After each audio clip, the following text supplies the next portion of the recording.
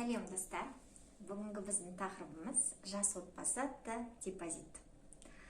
Бұл депозит кімге ашылады? Егер де сіз неке қиғаныңызға 5 жылға дейін болса, қолыңызда неке қию туралы куәлігіңіз бар болса, сізге жас отбасы атты депозит ашуға болады. Ол депозиттің ерекшеліктері мынандай. Егер де сіз депозитке 50%-да алатын үйіңіздің 50%-ын 1 жылдың ішінде, мейлі 2 жылдың ішінде жинайтын болсаңыз, сіздің бағалау көрсеткішіңіз 5-ке жетсе, сіз 6%-бен ипотеканы рәсімдей аласыз.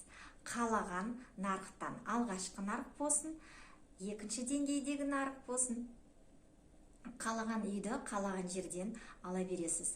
Табыс көзін міндетті түрде растайсыз. Ал сіздермен болған мен Майра ханым. Егерде отбасы банк арқылы үйлі болыңыз келсе, маған хабарласыңыз. Және де менің каналыма тіркеліп кетіңіз. Менде көп пайдалы ақпарат бар.